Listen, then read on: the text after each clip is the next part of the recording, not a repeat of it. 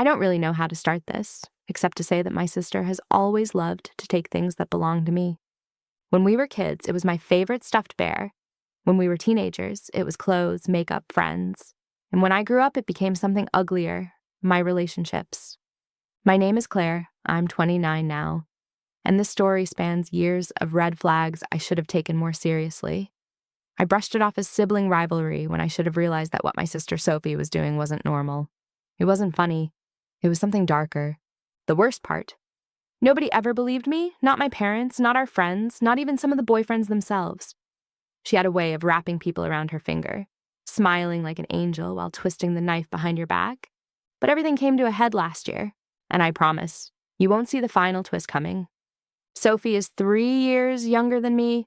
She's always been the golden girl in the family, the pretty one, the charming one, the one who could get away with anything. I was the quieter one, the bookworm. Growing up, whenever she did something awful, it was always brushed off as, oh, that's just Sophie being Sophie. When I was 16 and brought my first boyfriend home, Adam, the sweet, awkward boy who used to leave flowers in my locker, she sat on his lap in front of everyone at a family barbecue. He was mortified. I was humiliated. She claimed it was just a joke. My parents laughed it off. When I was 19, she kissed my then boyfriend Ryan at a New Year's Eve party. I saw it with my own eyes. He swore she came on to him and that he pushed her away, but the damage was done. She said, I was just drunk. It didn't mean anything. Everyone forgave her. I did too, because that's what I was trained to do. Every boyfriend I ever brought home, she found a way to flirt with. Text them behind my back. Make little jokes. Pretend to be close. And the thing is, she was beautiful. That effortless kind of pretty that made people underestimate her cruelty. If I ever dared confront her, she'd act offended, cry, make me out to be the jealous sister. And everyone believed her. I spent most of my 20s learning to hide my relationships from her. It wasn't just about not introducing them to my family. It was about protecting them, protecting myself. But then I met Daniel. Daniel was different, kind, steady, the kind of man who made me feel safe in a way I hadn't in years. We met through work, started dating slowly, and within a year we were living together. He knew I was hesitant about family introductions. When I finally explained why, he laughed and said, "Let her try." He didn't mean it in a cocky way, just confident. I believed him. When I finally introduced him to my family, Sophie was on her best behavior at first. Sweet smiles, polite questions. She even complimented me for landing a good one. But I saw it. The way her eyes lingered a little too long. The way she leaned closer than necessary when she talked to him. I brushed it off again. Because Daniel wasn't like the others, I trusted him. But then the texts started. It began small. Sophie asking Daniel for restaurant recommendations, then funny memes, then family stuff she didn't want to bother me with. Daniel showed me at first. We laughed about it together. Then she sent him a photo. Not nudes, but close. A selfie in a bikini, mirror shot, captioned, "Should I wear this on vacation?" My stomach dropped. Daniel was uncomfortable. He didn't respond, but I could feel this icy, crawling dread in my chest. I confronted her. She laughed. It was a joke, Claire. God, you're so insecure. That's her superpower. Gaslighting so smoothly, it makes you doubt your own eyes. I tried to draw boundaries. I told her to back off. She rolled her eyes, told me I was too intense, and told my parents I was overreacting. They agreed with her. I felt like I was screaming into a void. But it escalated? Of course it did. She showed up at our apartment just to hang out when I was working late. I found out because Daniel called me, uncomfortable, and said, she came in wearing lingerie under a trench coat. She said it was a dare. I wanted to throw up. I told her to stay away from us. She pouted. My mom called me the next day, asking why I was being so cruel to Sophie. My sister had cried to her, saying I didn't want her around. She was turning everyone against me. Daniel cut off contact with her after that. He blocked her number. We went no contact for weeks. But Sophie isn't the kind of person who just gives up. She thrives on attention, on destruction. She started telling people Daniel had come on to her, that she'd turned him down, that I was so desperate to keep him, I was lying about what happened. A few friends even believed her. I'd spent years letting her get away with it. But this time I had Daniel. He backed me up. We started pulling back from family events, building our own little world without her. Then we got engaged. Daniel proposed during a weekend trip, just the two of us. It was perfect. I felt safe, loved, like Sophie couldn't touch me anymore. I was wrong. The moment the engagement hit social media, she called me. Fake, cheerful. Wow, you didn't even tell your sister first. I didn't want her involved in any part of the wedding. Not the bridal party, not the planning, nothing. She was furious when she found out she wasn't my maid of honor. She screamed that I was choosing Daniel over family. I told her, flat out, that I didn't trust her. She cried to our parents again. My mom called me cruel. My dad told me to be the bigger person. I held my ground. A month later, I got a DM from an unknown account. No message, just a video. It was a recording of Sophie at a bar on Daniel's bachelor weekend, the night before he flew out with his friends. She was there. I hadn't known. She'd apparently run into him. The video showed her leaning into him, kissing him on the cheek, whispering something in his ear. He looked uncomfortable, but didn't push her away fast enough for the video to look innocent. And of course, the account sent it to several of my friends too. I confronted Daniel.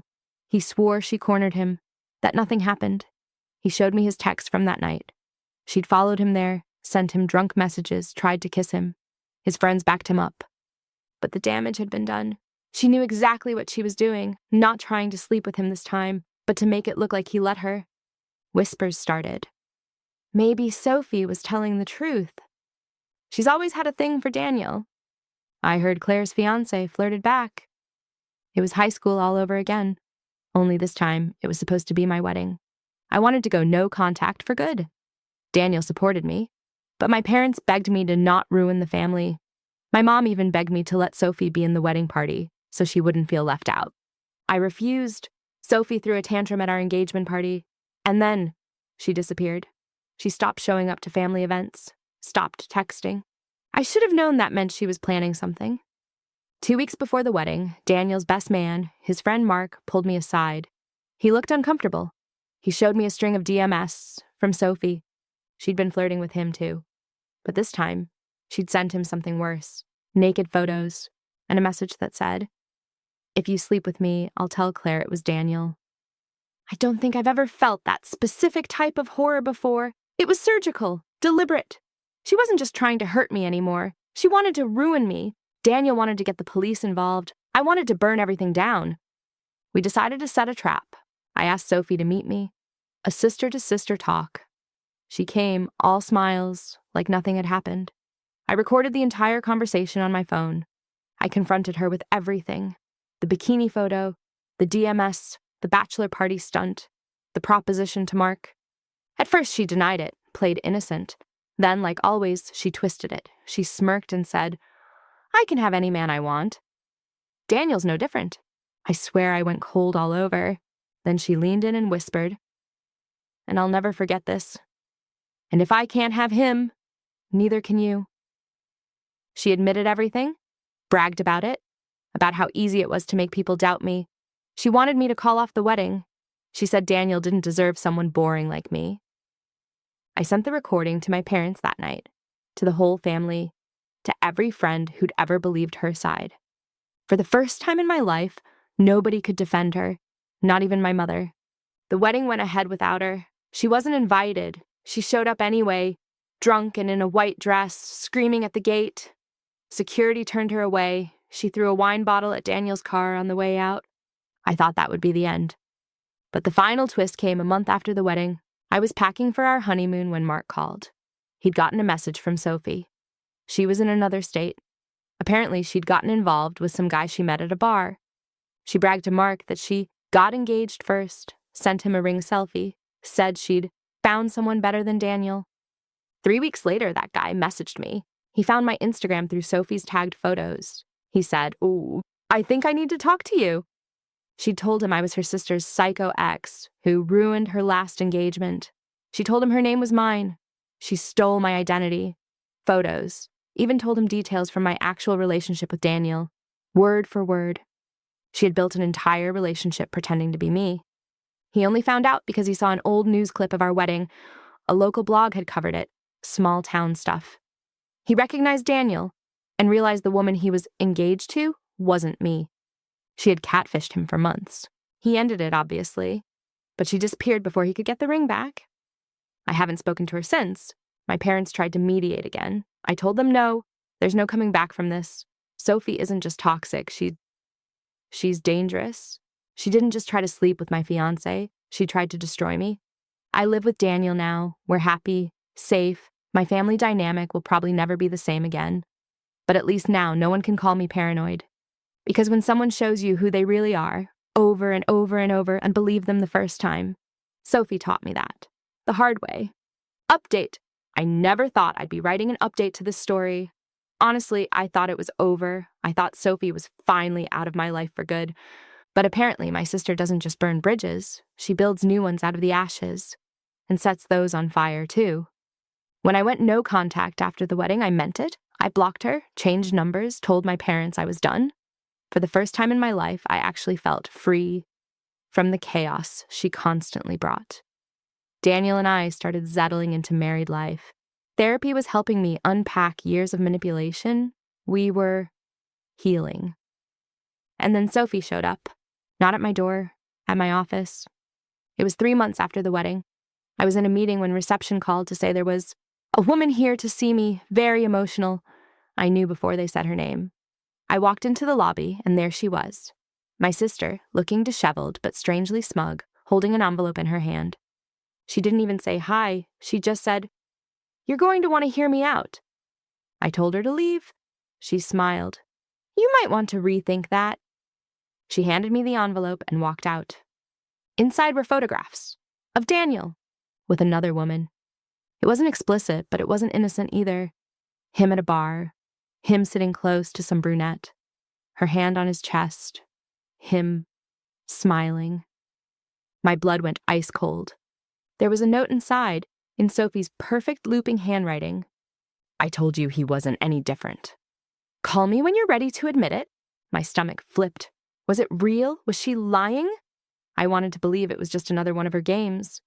But the photos looked recent. Daniel was wearing the jacket I'd bought him last month. I didn't tell him right away. I just froze. It felt like Sophie had thrown a grenade into the middle of my carefully rebuilt life. The next day, she texted me from a new number. "Sophie, want the rest of the photos?" M.E. "What are you talking about?" Sophie, "He's not who you think he is." I didn't answer. I showed Daniel the photos that night. He looked genuinely stunned. He swore it wasn't what it looked like. Said the woman was a co-worker from a client dinner. Said Sophie must have followed him. And that's when it hit me. Of course she did. Sophie has always known how to find cracks and wedge herself in. But this time it felt planned, like she'd been waiting for the right moment to strike. I checked Daniel's phone. No suspicious messages. No calls. His co-worker confirmed she'd been there, with other people. Sophie had cropped the photos to make it look intimate. Classic Sophie. I thought that was the end of it. But then came the real bombshell. 2 weeks later, my mom called me. Her voice was shaky. She said Sophie had been admitted to the hospital. Pregnant. Complications. I swear I nearly dropped my phone. I hadn't even known she was dating anyone. My mom said, "She doesn't want to talk to anyone but you." I told her no, but something in my gut twisted, so I went. She looked small in that hospital bed, pale, hooked up to an IV, and yet there was still that glimmer of smugness in her eyes. She grabbed my hand and whispered, "It's Daniel's." For a second, I actually couldn't breathe. I just stared at her. She smiled like a cat. "We've been seeing each other." "For months." I yanked my hand back and almost laughed. It was so ridiculous, so theatrical, pure Sophie. But then she pulled out her phone and showed me screenshots, messages between her and Daniel, flirty, late night. One of them said, "She doesn't need to know." I felt like the floor cracked open beneath me. I went home that night with shaking hands. Daniel swore up and down they were fake. He was crying, panicking, begging me to believe him. He said she must have faked the messages, used some spoofing app. He even offered to hand over every device he owned. Part of me believed him, but part of me, the part she'd spent years chipping away at, didn't know what to believe anymore. So I hired a private investigator. I didn't tell Daniel. I didn't tell anyone. I just needed the truth. And 3 weeks later, I got it. The investigator didn't find any secret affair, but he did find something else. Sophie had hired someone, a literal tech guy, to fake the texts and timestamp them. She'd used a mutual friend's phone to follow Daniel and take those bar photos. She had built the entire lie from the ground up. And she wasn't even pregnant. The hospital visit. She'd staged that too. Pregnancy test faked. The nurse wasn't even a nurse. It was a friend of hers from high school who worked at reception. I can't make this up. She wasn't trying to get Daniel this time. She was trying to wreck my marriage. I confronted her one last time. I went to her apartment, or technically, the apartment she'd been squatting in. She opened the door like she'd been expecting me. "Nice to see you, sis," she purred. I told her I knew everything. She didn't deny it. She leaned against the door frame, smirking, and said, "I don't even have to touch him. I just have to make you doubt him. Because that's what you do, Claire. You doubt." And in that moment, I understood something chilling. Sophie didn't just want to take what was mine anymore. She wanted to ruin me. The worst part? She almost did. I cut her off completely after that. Legal restraining order, changed locks. Daniel and I went to couples therapy because the damage had already been done. I trust him. But what she did planted something toxic in my head. And that's exactly what she wanted. But she underestimated me this time. The PI kept digging. It turns out Sophie had done similar things to other women. Women she considered competition. She had a pattern. She had files on people, screenshots, faked messages, staged photos. It wasn't just about me anymore. It was about control, power. And 2 months ago, one of those other women pressed charges. Now Sophie's facing criminal charges for fraud and harassment. My parents finally stopped defending her when they saw the evidence. My mother cried for 2 straight days. My father said, "We created this." And maybe they did. I'm not naive anymore. I know this isn't the last time I'll hear her name. But for the first time in my life, I'm not afraid of her anymore. She tried to break me. She failed. And the next time she tries to step into my life, she won't find the quiet, forgiving sister she used to manipulate. She'll find someone who built walls she can't climb anymore.